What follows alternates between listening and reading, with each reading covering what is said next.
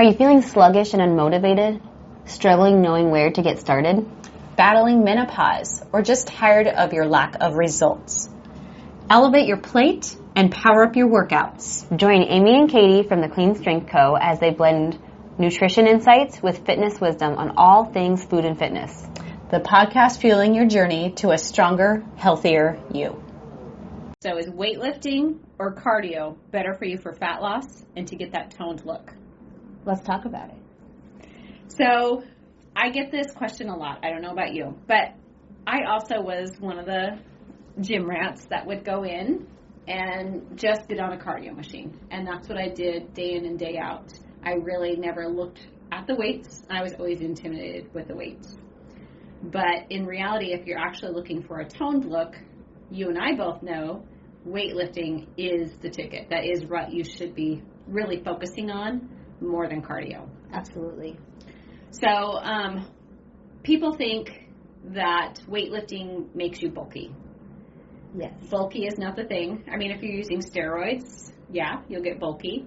Or if you just continue going and going and going, you may get bulky. It's never going to happen overnight. So when you get where you want to be, then you just maintain. So, but it's incredibly difficult as a woman. Very difficult as a woman. To get bulky.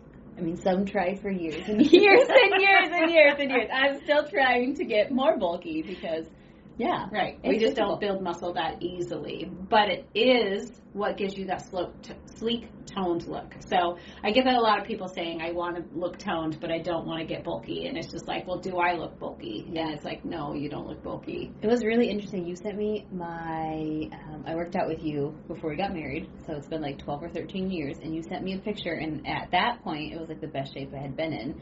And I laughed because there's not a single tone part of my body because I wasn't lifting weights. I had done fat loss and I had lost weight, but compared to now, it was very eye-opening how much weight training changes your body in such a great way. It's so true. I mean, it helps you slow down the aging process, let alone just give you that look that you're looking for. You know, whether you're wearing a tank top or shorts or a bikini, you know, it gives you that more toned look. But it has so many more great effects. And cardio has its place, but it really shouldn't be used for fat loss. So that's another thing is people looking at fat loss versus weight loss. Yes. So that's why Katie and I always put on a fat loss or body transformation challenge versus a weight loss because we should never really be focusing on the scale. So some of you may find if you look up, I think I have it on our website, a before and after, where I weigh the same weight pretty much, but total different body fat percents. And that's based on weightlifting, getting that muscle, and losing fat. So where we want to focus is that the inches are going down. So weightlifting is your ticket for inches going down. Yep. And losing the fat. Cardio is not always your friend. It's great for your cardiovascular system, but there's a time and a place for cardio. But if you're looking at true fat loss and getting tone and getting your hormones under control, weightlifting is where you want to go. Yeah. So we're going to tell you kind of just a few of the great things of weightlifting. So number one, the afterburn effect. Yeah. It's so cool. You don't realize cardio, you pretty much there's barely any afterburn effect. There's certain cardio ways you can do cardio to get a little bit of afterburn effect, but most of the time, it's like you start your cardio, you do it for 60 minutes, and you're done burning. Yep. Where weightlifting, yes, you can burn for 2 to 5 hours after your weightlifting session. It even said up to 24 that is to true. 72 hours, depending That is true, depending on what you're doing for your weightlifting and how much you've stressed those muscles. And something to note, when you're doing cardio, it's like you're doing cardio. It's 45 minutes of nonstop. And when you're lifting or you're doing weight training or strength training, you're taking rest in between. And so you're putting all your effort and then you're resting. And then all your effort and you're resting. And so it's such a different level of energy that you're putting out too. And that is a key that you bring up is you're giving all your effort. So when you are weightlifting and lifting weights, you actually need to give it an effort. You actually need to fatigue and stress that muscle. So basically when you're working out, you're tearing apart your muscle, but your muscle gets rebuilt during the rest and the feeding. So your food and your rest is what's going to help rebuild the muscle. But you do have to work out hard enough to actually stress that muscle and tear it apart. So Yeah. that's the important part about weightlifting. And you'll see the term a lot, RPE, rate of perceived exertion, and they say that you should be hitting an 8 to 9 by the end of your sets. So if you're doing bicep curls at the pulling machine, you should be, at the end of your set, difficult to do 1 or 2 more, and that be all you could put in. Right. Making sure you're in form, but you're still able to do at least 1 or 2 more, but it needs to be that difficult. Otherwise, you're not. You're just moving weights around. Yeah. You get to the end, you're like, I could do it for 20 more. You did not. You did not work out. No, you did not. That is not a workout. That is not going to change your body. No. So that's one big thing. I like how you hit on that. Yeah. We talked about building muscle mass helps boost your metabolism. So as you gain that muscle, so your BMR, let's say your basal metabolic rate is 1,200 calories a day. Yeah. When you build some more muscle mass on, I've seen people go up 50 calories. And it's like, okay, now you burn 1,250 calories a day, which allows you to eat more food. Yeah. So it kind of is this little effect of keeping your metabolism going also. Yeah. I mean, that's come on, like, that's the key. I want to burn more calories while I'm doing nothing. Yeah. Goals. That's so perfect. I want that to go up. That's perfect. Yeah. Because we don't need to be working out nonstop. Yeah. I think people miss that whole topic that you are burning calories when you're not working out if you're treating your metabolism right. When you're building a healthy metabolism, it should work for you. That's very true. And not against you. Yep. So completely. It also talks about weightlifting it improves your insulin sensitivity. So a lot of people, if their diets aren't quite right, they do become insulin resistant. Yeah. But also if you're not doing the type of workouts, you're not enhancing that insulin sensitivity.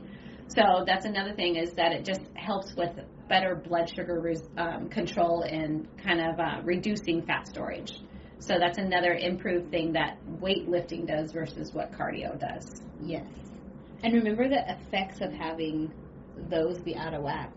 It's going to disrupt your sleep. It's going to give you hungry cravings all day, let alone storing fat. Like, that's such a missed topic that if you're insulin resistant and you're giving that an out of whack all the time, you're storing fat that you don't need to be storing.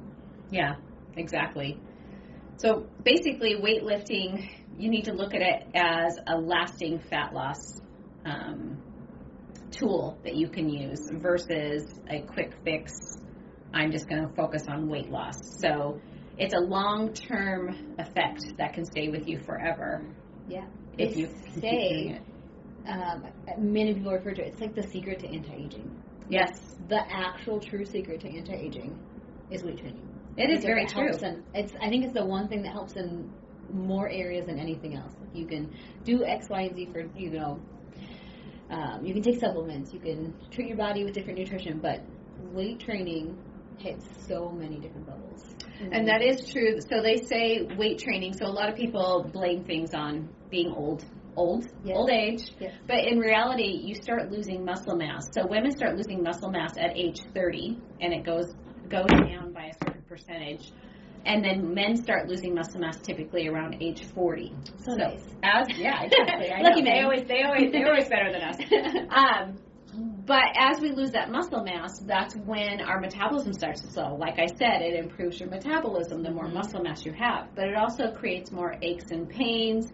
You're not able to do things as independently as you were able to before. So strength training, just all over the picture, a lot of it is due to you need to strength train to keep your bones healthy, to be able to move, to keep your metabolism high. It just has so many effects for that anti-aging. That's so good. Yeah, and that's what you said. It improves your bone density, Mm-hmm. which is so important for aging. Definitely. Yeah. So I want to talk about why cardio, the things that are not good with cardio as regards to fat loss. So I have a lot of people that have, which is cardio, is running after running after running. Like that's what they did on a daily basis, and that's what they felt they need to do. Mm-hmm. But in reality, one thing that cardio is that your body adapts to it. Yeah. So one example is, let's say you ran 3 miles a day. Let's say your first time you ever did that run, your body's not used to it. It takes a lot of energy to do that activity. Let's say you burn 500 calories. As you continue this soon all you're burning is 400 calories. And then as you still getting progressively better and your body isn't using as much energy to do that activity, now you're down to 300 calories. So you're burning less calories with the same amount of time, and you may feel like the same amount of exertion, but for your body it actually is easier for it. So you're not getting the benefit out of it anymore. Yeah.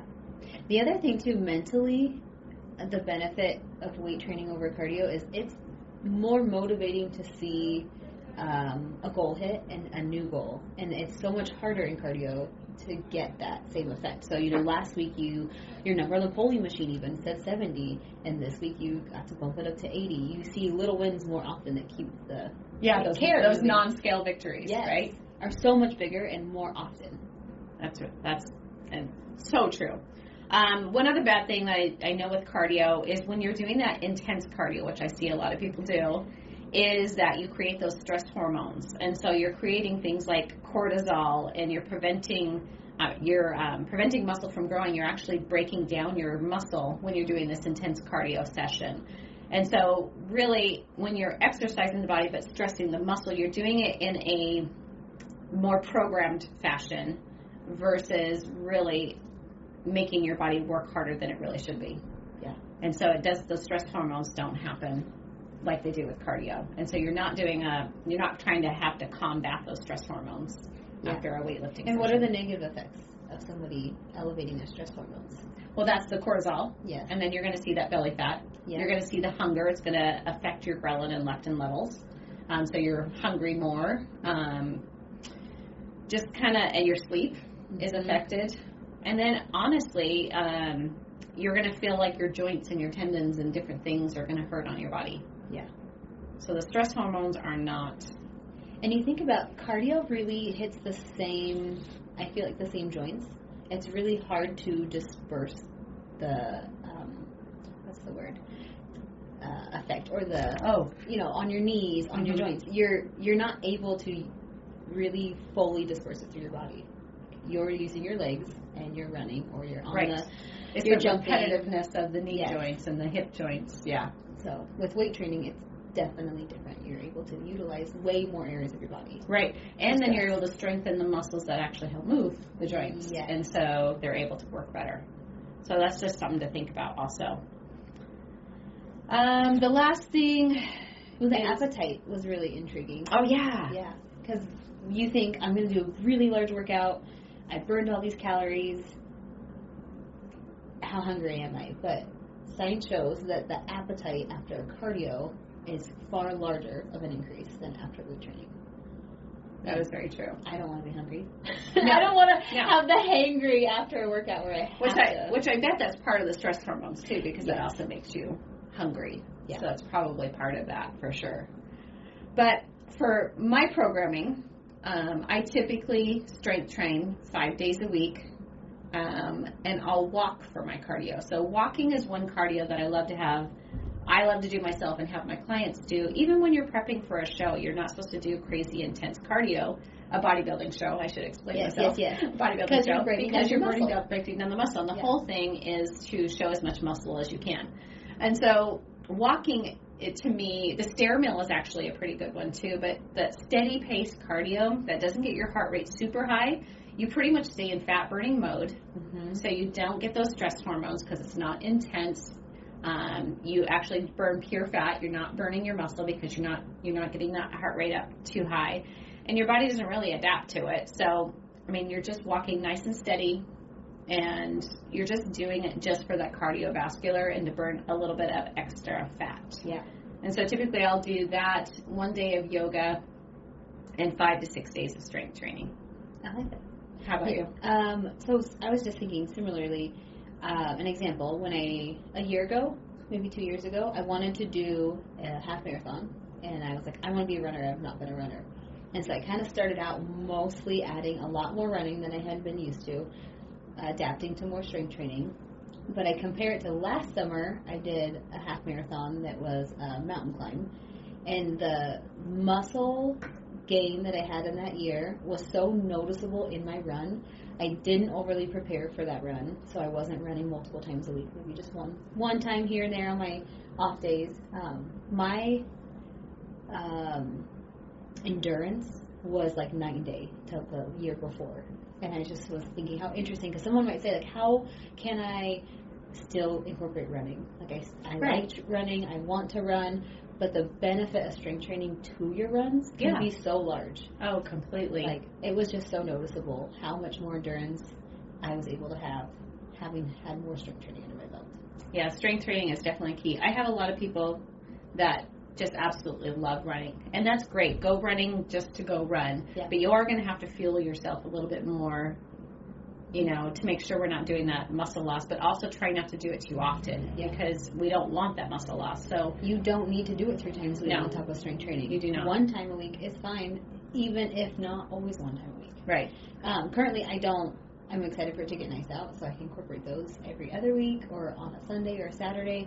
But resistance training, I teach a class on Tuesday, and that's what we do. So it's weights and cardio together, and the benefit of that is so huge.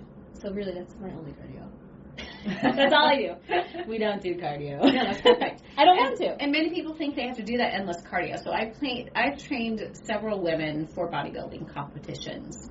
And every once in a while, I'll have to have someone do a little bit more cardio, but that's based on how they came into me. Mm-hmm. Where was their metabolism? What were they doing already workout-wise? What do I need to incorporate? But my typical person does not have to do an extensive amount of cardio.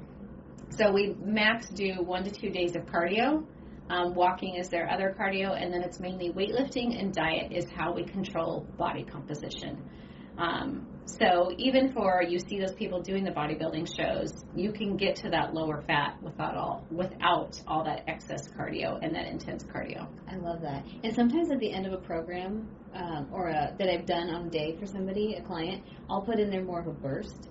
And so they might do 30 seconds on, 10 seconds off, or 40 seconds on, 20 seconds off, 6 or 8 rounds of sprinting, or the rowing machine just for that heart rate, just to add a little bit more to their program, especially ones that want it. But tell me, have you ever, because people think this all the time, I can't ditch the cardio because I'm going to get fat. Like, that's what they think. Yeah. I can't take it. Yeah. Can't take it's it the away only from thing me. that works for me. Yeah. Yeah. Have you ever had somebody have a backfire? Have you ever had somebody you pulled cardio off their programming and they, quote unquote, got fat? No. Never. Absolutely not. Never. And it's so fun to see when someone's like, oh, you're right.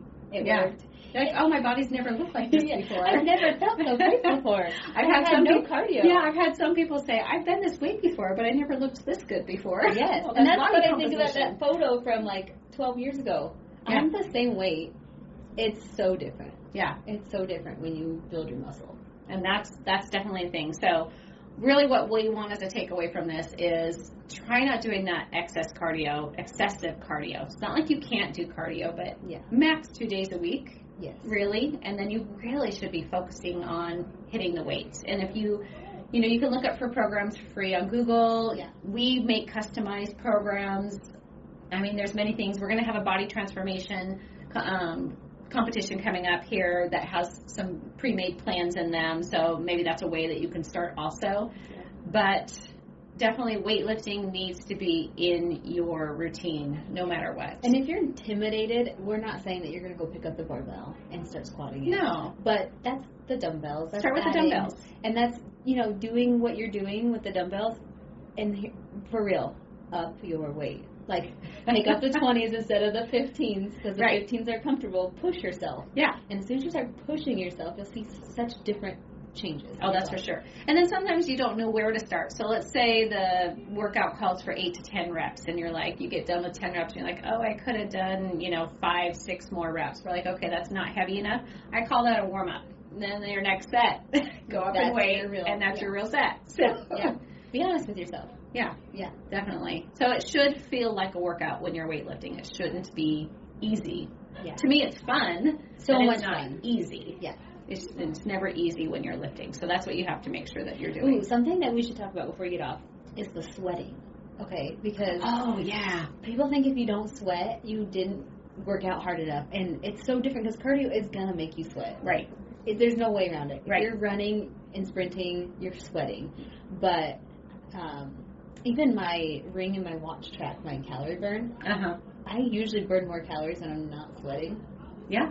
so much more. So my resistance training or a really heavy leg day, I've absolutely burned more calories than like an all-out sweaty sprint. That is very true. I've had some people say that. I just feel like I'm not working out enough because I didn't sweat. And it's like, well, did you stretch your muscle? Number one, did you work out? Yes. And that's by lifting heavy enough weights. Yeah. And number two, it's just a totally different feeling than what cardio is. It's way different. And so as long as you're pushing it, you know that you're burning those calories, but you're getting that afterburn effect also, which you're not getting with the cardio. Yeah.